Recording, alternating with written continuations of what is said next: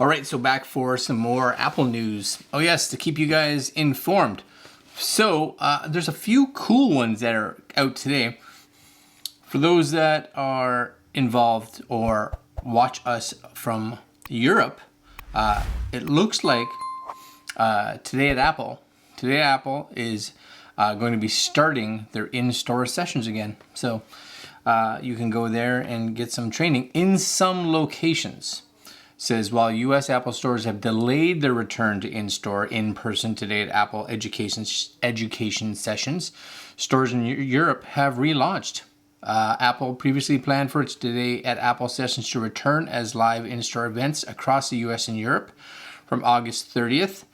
It did reportedly tell local staff that the date may be delayed because of local coronavirus conditions.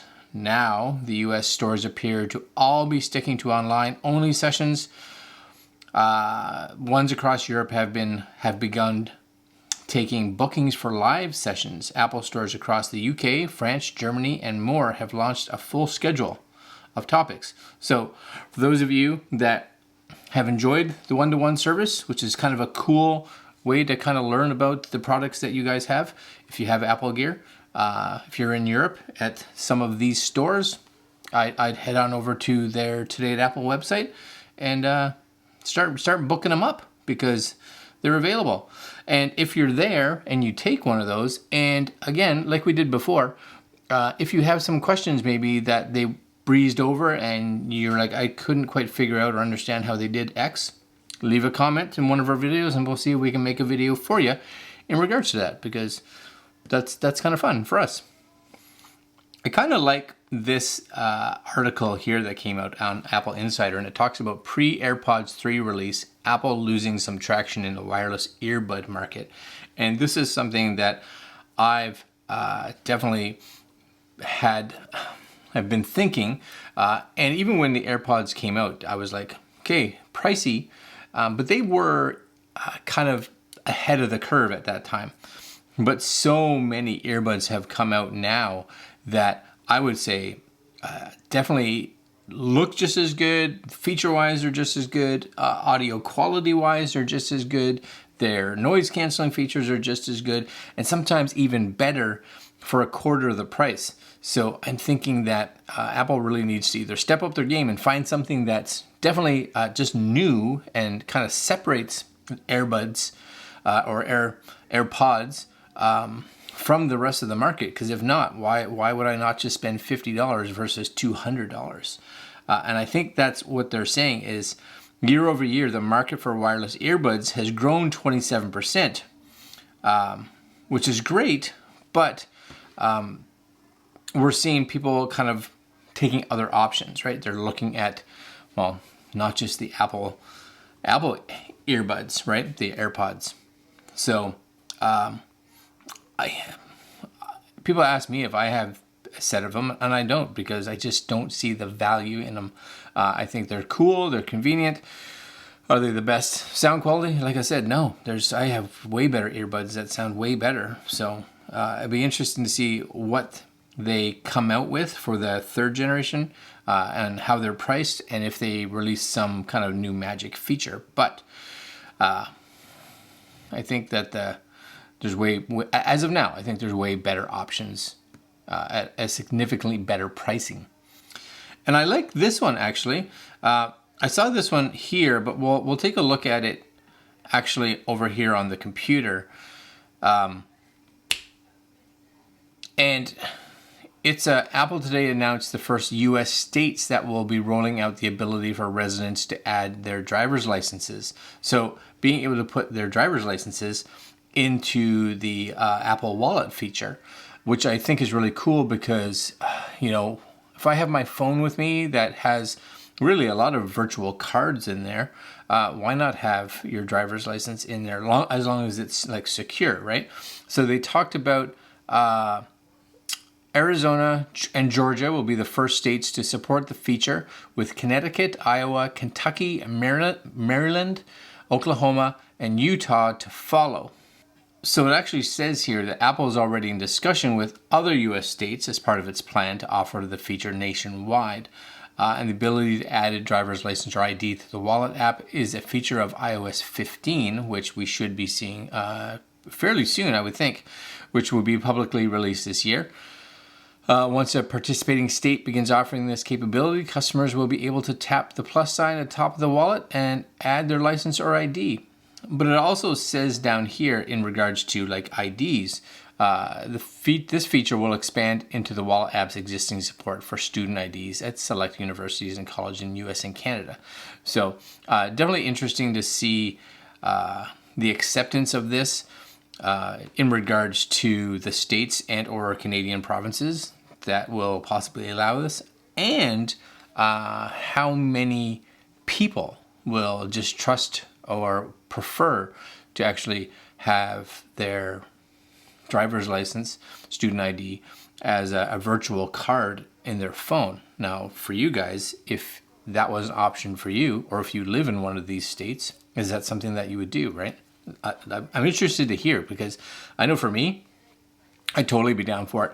Not that I wouldn't continue to carry my wallet around, but just in case you forgot it or you left it in the car or whatever, and you still have your phone, that would be good. That would be really good. The other one here is in regards to the Apple Watch Series 7. Apple reportedly is planning new health features, which is something that's always kind of implemented into the updated Apple Watches.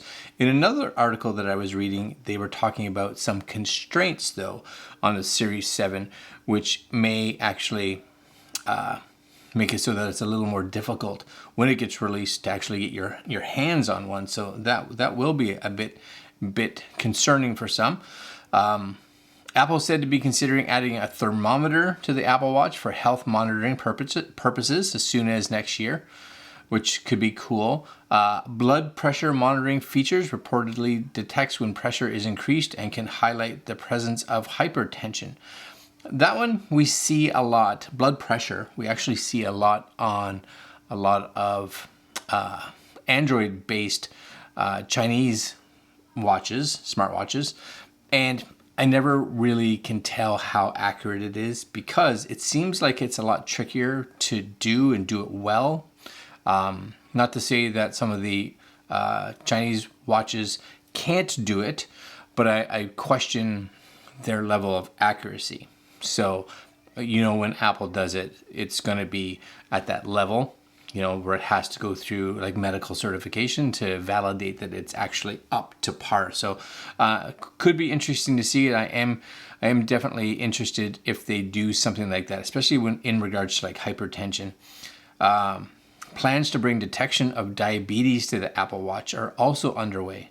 So, couple cool things, and it's not to say that all this will end up on the Series 7 at launch or even at all, but definitely some things that could be coming out soon in regards to it. So I think that's also really, really interesting. Now, for those Google Chrome users, Chromebooks, which a lot of schools, especially like high schools, junior highs, things like that, use the Chromebooks. And we're seeing here Google is reportedly developing its own ARM-based processor for Chromebooks after being inspired by the Apple Silicon. So I've never owned a Chromebook, but they are super inexpensive. And if you are using this for school, and a lot of schools and their whole system, the school board, students and teachers and everything kind of live inside that Google ecosystem. This is a really nice budget-friendly way to get a computer that just will get you through your classes and stuff like that. So if they can develop their own processor, which maybe can help the price of it be even better, and also up the performance, because again, being able to develop a chip that's specific to your software, always good, right? So really interesting to see if Google takes on this, because we haven't really seen them get into designing really their own computer hardware. And last but not least, we talked a little bit about this a couple days ago, where Apple wasn't mandating that employees be vaccinated. Apple asks all US employees to share. So now they're not forcing you to get it, but they are asking you to let them know if you have it. So did you get the vaccine or do you not have the vaccine? Apple wants to know. So do you think that's reasonable for them to just be asking? We had some good comments before and people being like, it should be mandated. Again, what are your thoughts on it?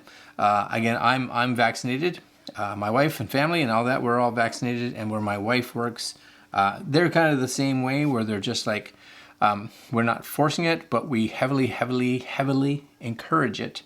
So be interesting to see where this goes and how that where that ends up, I guess. All right, guys, that's it for today. It is September. Yeah, September 1st. I expect lots of Apple stuff to be happening probably this month and probably soon. And we will be watching for it and we will be posting about it. All right, my friends, like, comment, share, subscribe. Hit that little notification bell. And we will see you guys tomorrow. Later, my friends. Have a good one. Later.